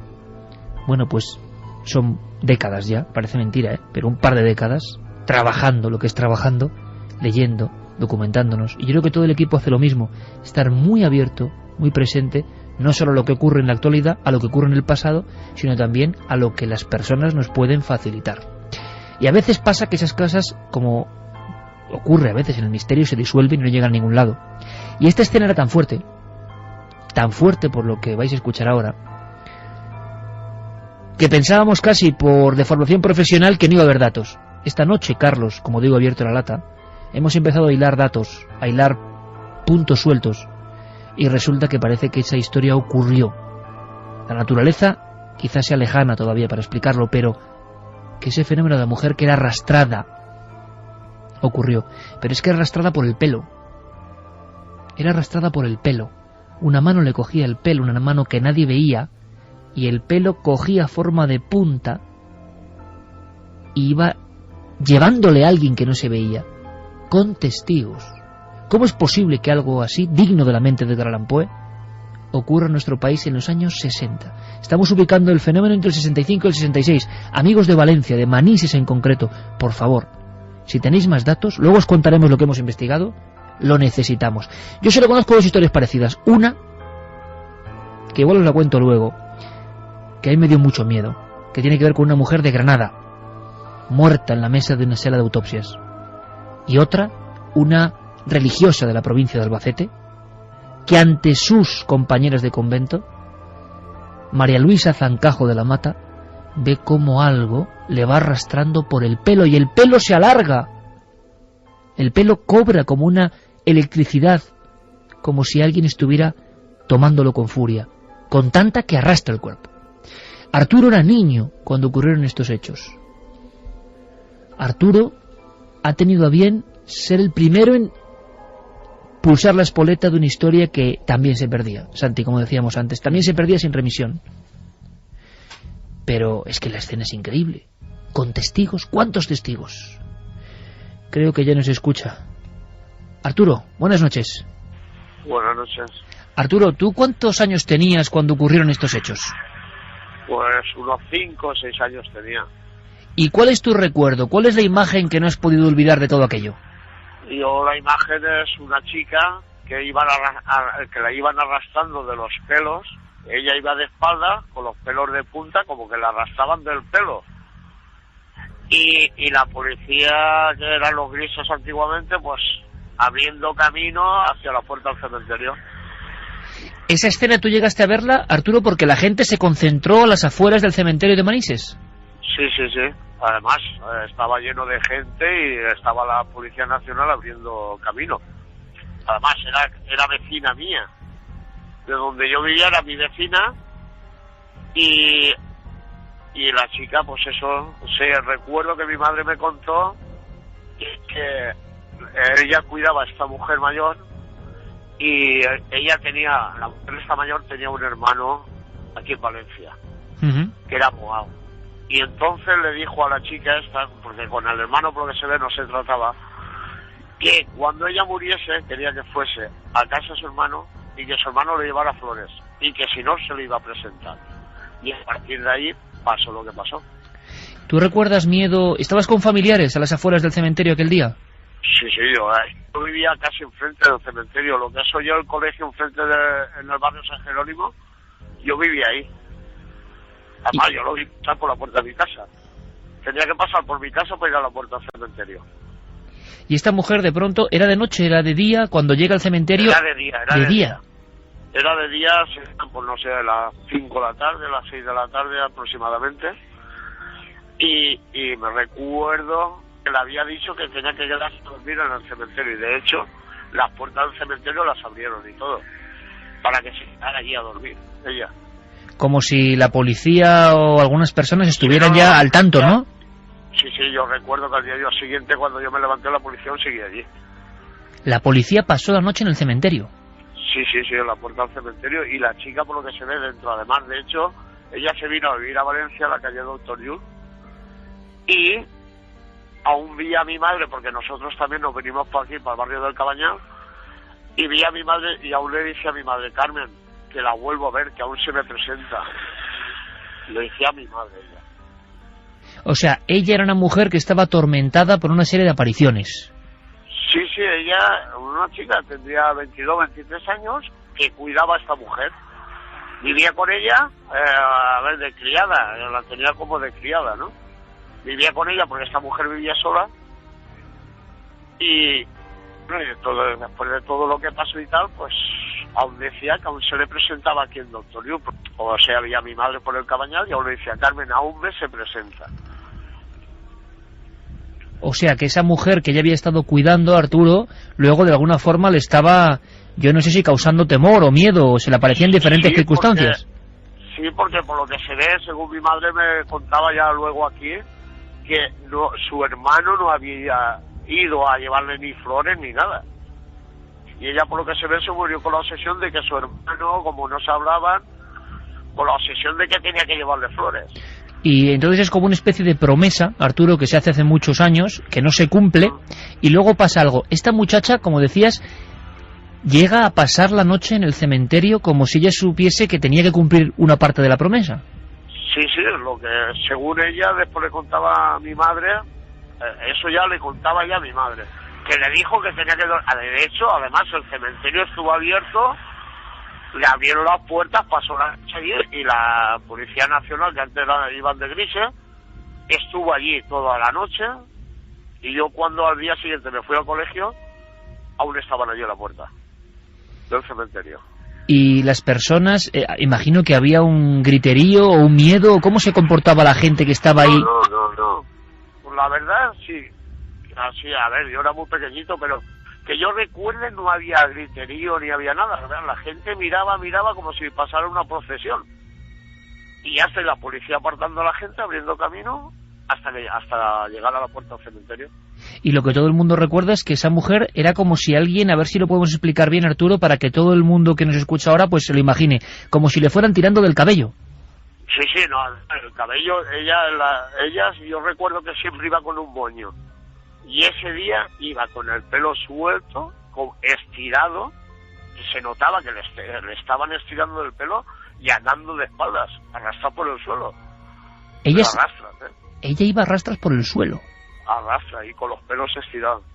Y arrastrando, Arturo, ¿llegasteis a saber hasta dónde o por qué? ¿Hasta alguna tumba concreta o algo? Sí, hasta donde estaba enterrada la mujer esta. De hecho, yo llegué a conocer a esa mujer. ¿Y era vecina mía. ¿Y quién era esa mujer? ¿Qué clase de facultades o de misterio tenía esa mujer, Arturo? Pues no lo sé, era una mujer pues normal. Y tenía una criada, una chica que la estaba cuidando. Porque ella estaba sola. ¿Pero era una mujer que tenía quizá algo que ver con brujería, alguna cosa extraña? Pues no lo sé, ¿no? A ver, no sé decirte si tenía brujería o qué. Pero bueno, que es que la chica, antes de pasarle eso, ya empezó a decirle a mi madre, Carmen, que me está amenazando, que me está diciendo que tal, que el día que se muera, si su hermano no va a verla y tal, se me va a presentar, tal y que igual. Yo eso lo recuerdo perfectamente como mi madre lo hablaba en casa, claro. Y me imagino, Arturo, que tu madre estaría muy impresionada con esta historia, ¿no? Buah, mi madre lo pasó muy mal. Y además, de hecho, mi madre, cuando la chica salió de allí del cementerio, mi madre estuvo, que ella se vino a mi casa un par de días a estar con nosotros. Porque había confianza con vosotros. Pues sí, éramos vecinos. Y la chica esta con mi madre se llevaba muy bien. Mi madre era más mayor y para ella pues era como una hija. Y yo era muy pequeño, ¿no? Claro, pero sabes que eso no es ningún tipo de imaginación, ni mucho menos, que lo viviste y lo viste, todo eso, un día y luego a la mañana siguiente. Eso lo vi. Eso te puedo asegurar yo que lo vi. ¿Y se sabe, Arturo, qué pasó con esta chica que era arrastrada por el pelo? Pues no lo sé, porque ya cuando falleció mi madre ya no perdimos contactos y ya no sé nada de ella. Y tu madre no tenía la menor duda, ¿no? De que eso era real, de que la chica no se lo inventaba, de que no era una cuestión de histeria. Es que no se lo inventaba, es que lo vi, ¿eh? Y como lo vi yo, lo vio medio Manises. Igual que lo vi yo, lo vio todo el barrio de San Jerónimo. Gracias, Arturo San Pedro. Gracias por esta crónica, gracias por este documento, gracias por esta historia, compañero. El primero en atreverse a abrir la espita de un secreto, de una historia, pero es que esta noche han pasado cosas, Carlos. Hemos seguido indagando y yo espero que esta noche incluso haya más colaboración por parte de la gente de Valencia. Si alguien ha visto, si alguien está de testigo de esta historia, esto no se puede olvidar. Son los años 60, 65, 66. ¿Qué hemos podido saber a día de hoy a las 2:53, Carlos? Pues sí, que hemos hecho varias llamadas allí a varios domicilios del barrio de San Jerónimo, cerca del cementerio de Manises. Y la primera sorpresa era que dábamos con una vecina de allí, una señora mayor que pues nos atendía amablemente, le comentábamos la historia que nos relataba Arturo y que nos llegaba a través de Juan Francisco Sendra. Y pues la verdad es que para mi sorpresa, al principio no recordaba mucho, pero cuando ya le íbamos especificando más detalles de la historia que nos había dado Arturo, sí que empezaba a recordar. Ella no había sido testigo, pero sí que recordaba que en esa época había habido un revuelo total en la barriada, tal y como nos contaba el oyente, y que sí, que efectivamente había pasado algo con una mujer relacionado con el cementerio de Manises. Y sí que nos lo confirmaba esta vecina del barrio de San Jerónimo. Más tarde llamábamos también a la policía local, al cuerpo de autoridad local de allí de Manises. Me atendía un agente, que también igual nos ha atendido amablemente y que pues también nos decía que en el archivo de allí del ayuntamiento seguramente este evento esté recogido y que él mismo tenía 13, 14 años por entonces y que al igual que Arturo recordaba también que una mujer había sido arrastrada hasta el cementerio de Manises e incluso me hablaba de algo relacionado con espiritismo también. No recordaba, tenía como pequeños retazos, pequeñas imágenes, porque tampoco había sido testigo este agente, pero sí que nos volvía a confirmar una vez más este agente de la policía local de Manises que esto había ocurrido en la realidad y que había sido recogido tanto en el archivo como por la prensa de la época. Pues el caso es tan fuerte, es tan impresionante, que merece la pena todo el esfuerzo para arrancar la historia, saber qué ocurrió. Yo decía que solo recordaba la historia de María Luisa Zancajo de la Mata, envuelto el suceso en un manto de visiones místicas y en visitas supuestamente del maligno, del diablo que le arrastraba. El calvo. El calvo le decía. Ella, sí. Y recogían las feligresas del convento en Ellín, como él arrastrada por los estrechos pasillos del convento, una mujer oronda que tenía muletas y era arrastrada, y veían cómo se estiraba el pelo, que las monjas, digamos, recordaban eso como... Sobre todo eran las propias hermanas de congregación las que veían como por la noche en la celda empezaban a dar fuertes golpes, a veces asustadas por si se había caído la religiosa de su cama, acudían a ver qué pasaba y veían o cómo se estaba quemando el camisón que llevaba puesto sin que hubiera ni ningún mechero, ni ninguna vela, ni ninguna cerilla en la habitación, unas combustiones espontáneas que se daban incluso delante de testigos, y también, como bien dice Siker, sufrían los ataques de lo que ella creía que era el demonio. La cogía del pelo, varias monjas fueron testigos de cómo ese pelo quedaba en posición completamente horizontal, cómo alguien la arrastraba a través de la habitación, incluso la subía por la pared. Escenas muy fuertes de las que hay testigos vivas, de las que en Ellín, en ese convento, donde sigue quedando un pequeño museíto que recuerda a María Luisa Zancajo de la Mata, pues se pueden ver incluso esas reliquias, entre comillas, que han quedado de ella. ¿Tenéis información? ¿Recordáis algo? ¿Vuestros padres recuerdan algo? ¿Vuestros abuelos? ¿Estabais allí? Da igual la edad, porque Arturo San Pedro tenía 5 o 6 años, pero como para olvidarlo. Hay que aprender alguna cosa más de este lugar, porque han ocurrido otras historias en este lugar. Siempre pasa. Yo estoy recordando ahora, y ahora, Carlos, vamos a tirar de lo que hemos sabido, yo estoy recordando ahora el otro caso parecido, que es otra de las escenas que a mí no se me olvidarán nunca, cuando me la contó el forense Blázquez, de Granada precisamente. Ha ocurrido la muerte por exorcismo de una mujer, Encarnación Guardia, año 90. En una sesión de espiritismo. Todo hoy tiene una especie de conexión, ¿no? Espiritismo ancestral, intentan sacarle el demonio del cuerpo, entre comillas, y acaban matándola. Le acaban provocando un edema cerebral y pulmonar por la ingesta de vinagre y sal.